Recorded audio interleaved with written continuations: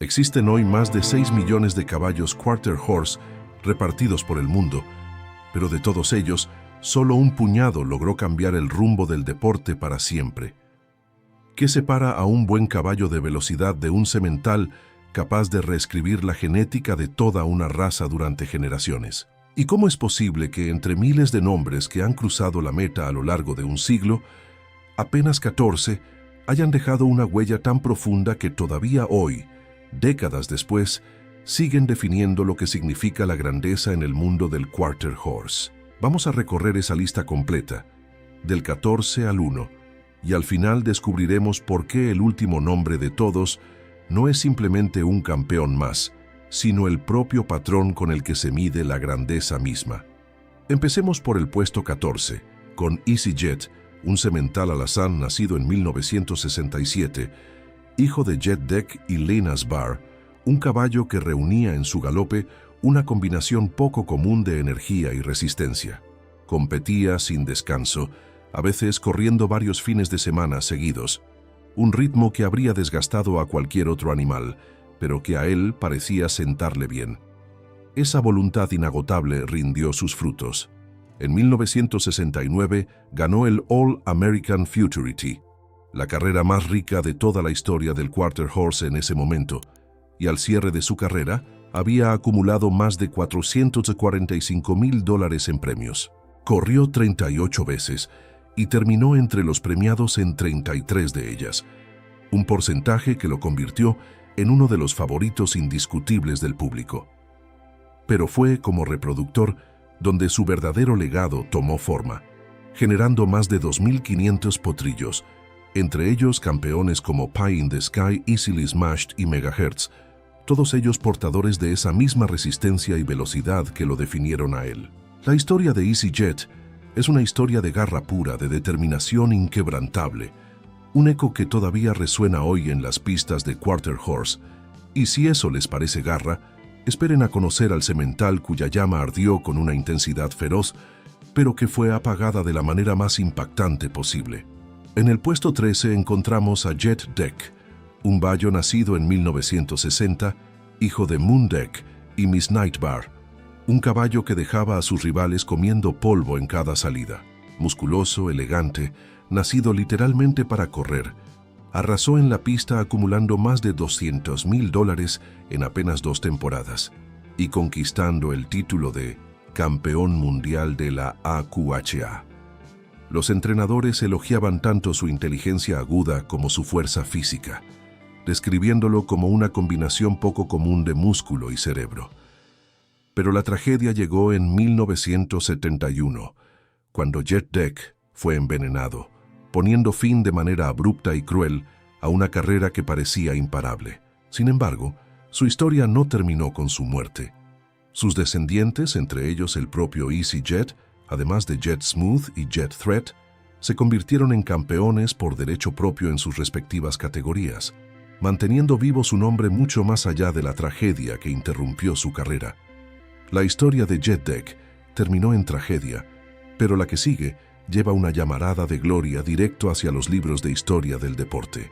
En el puesto 12 está Go Man Go, un semental ruano de temperamento encendido y una marca blanca en la frente que hacía rugir a las multitudes cada vez que salía disparado por la pista en los años 50. Nacido en 1953, hijo de Top Deck y Lightfoot Seas, parecía una estrella desde el primer vistazo, desbordando energía. Era conocido por su carácter difícil, complicado de manejar en el cajón de salida, pero en cuanto las puertas se abrían, se convertía en pura electricidad. A lo largo de su carrera obtuvo el título de campeón mundial de carreras americanas de Quarter Horse durante 3 años consecutivos, redefiniendo lo que significaba la dominación absoluta en su época. Se retiró con más de $86,000 en ganancias, una cifra considerable para su tiempo, pero su verdadera fortuna estaba esperándolo en el criadero. Go Man Go engendró leyendas como Hi Ho Go Lucky, Get a Go y Go Josie Go, transmitiendo su velocidad y su espíritu combativo a las generaciones siguientes, cimentando su lugar entre los más grandes caballos de carrera Quarter Horse de todos los tiempos.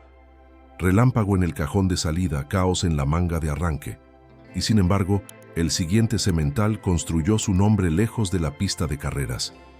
El puesto 11 le pertenece a Driftwood. Los vaqueros solían decir que podían reconocerlo a 1 kilómetro de distancia. Un semental bayo con una estrella en la frente y el tipo de velocidad que hacía que las multitudes de rodeo se inclinaran hacia adelante en sus asientos. Nacido en 1932 y llamado originalmente Speedy, Driftwood no fue criado pensando en la fama. Fue descubierto en pequeñas pistas del desierto de Arizona, donde sus arranques explosivos dejaban atónitos a nombres mucho más grandes que el suyo. Pero su verdadero destino no estaba en las carreras, estaba en el rodeo. Driftwood se convirtió en un campeón caballo de lazo, apreciado por su agilidad, su instinto para el ganado y su mente aguda. Cuando finalmente llegó al criadero, sus potrillos demostraron ser igual de versátiles. Nombres como Driftwood Ike y Speedy Wood mantuvieron viva su reputación, dominando arenas enteras en categorías como el lazo de becerros, las carreras de barriles y el lazo en equipo.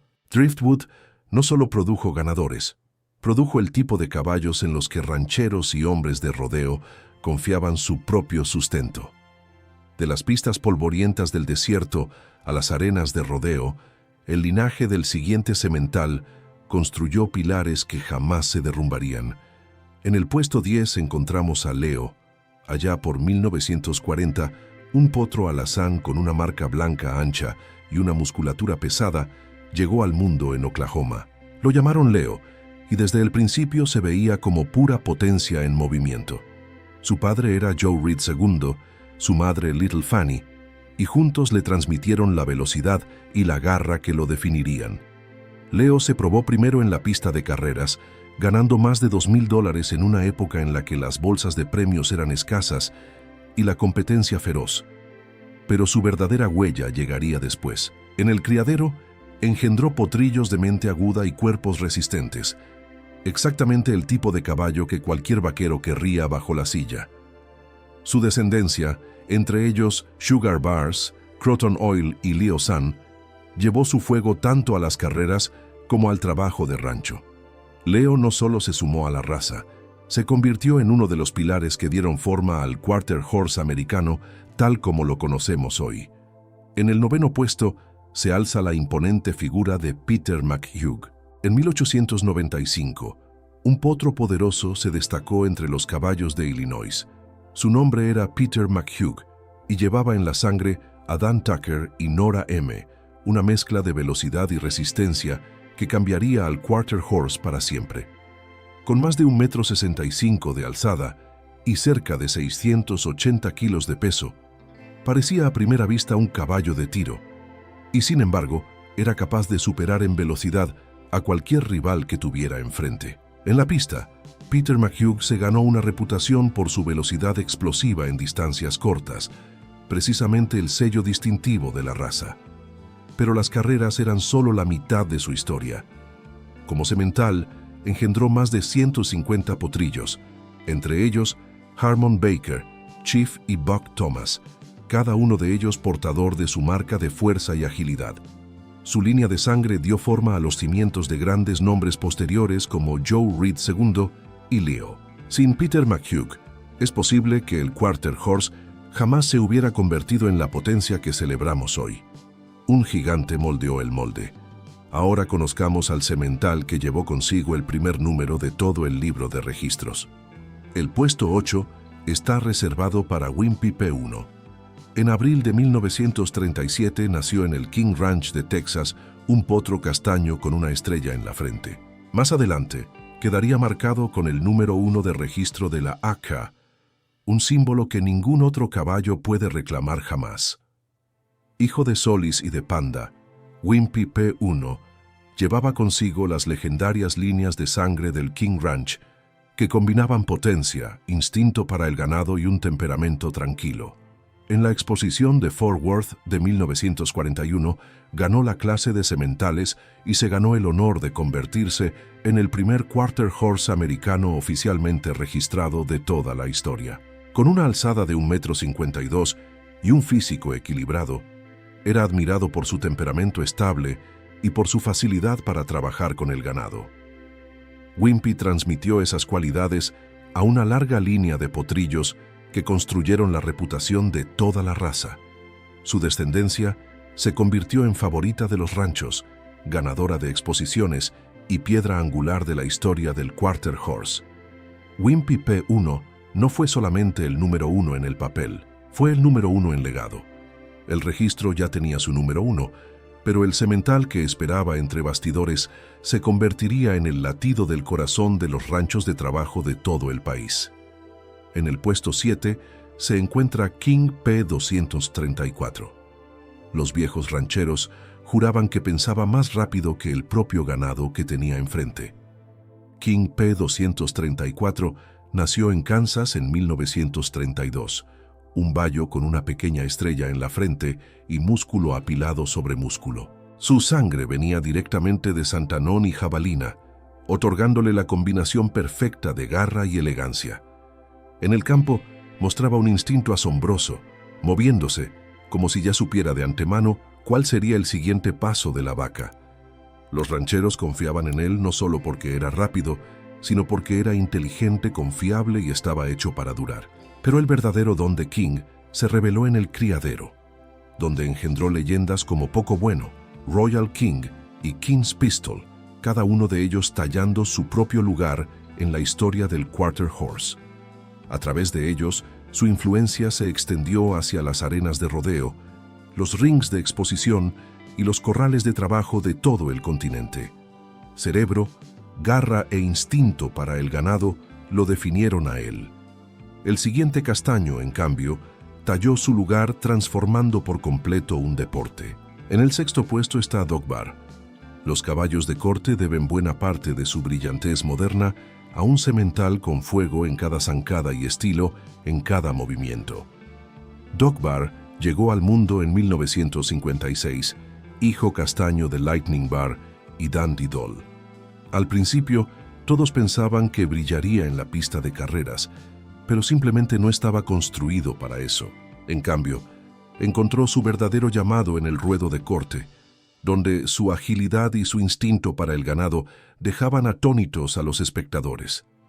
Aunque su propio historial de exposiciones incluyó un reconocimiento superior de la AQHA en la categoría de halter, en lugar de fama en las carreras, fue su descendencia la que lo llevó directo a la leyenda. Caballos como Doc Olena, Dry Dock y Fisabar redefinieron lo que un caballo de corte podía llegar a hacer, ganando futuridades y campeonatos mundiales enteros. Dog Bar marcó a sus descendientes con equilibrio, atletismo y esa capacidad casi sobrenatural de leer al ganado. Su influencia todavía domina las líneas de sangre actuales, convirtiéndolo en uno de los sementales más importantes de toda la raza.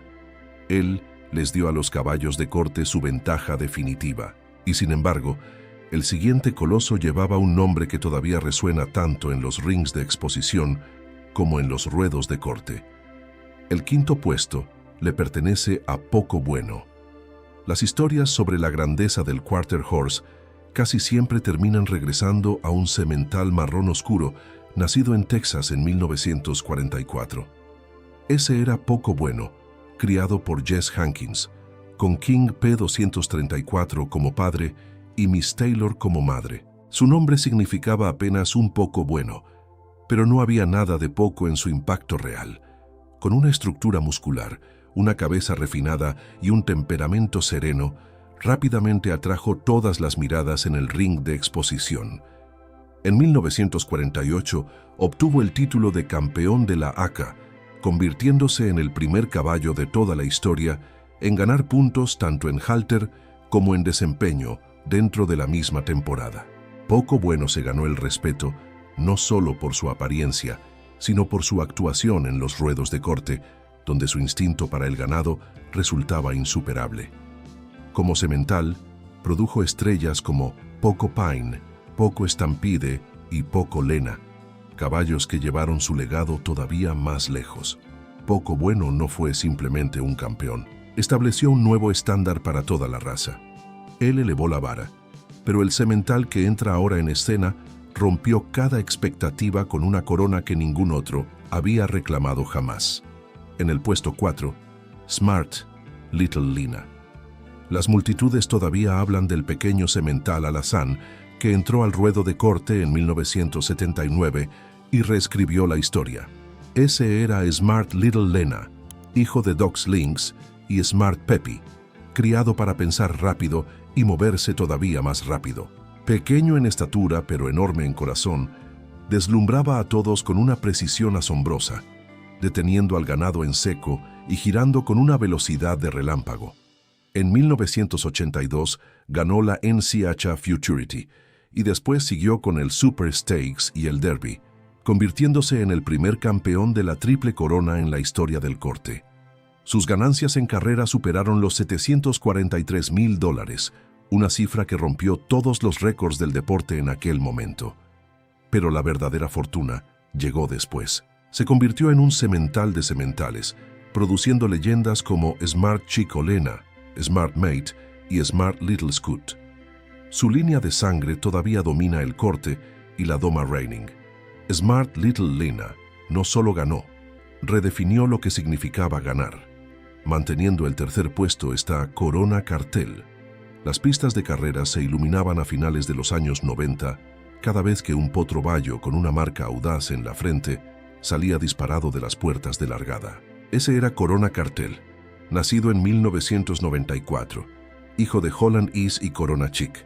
Construido bajo y potente, se veía cada centímetro un velocista puro.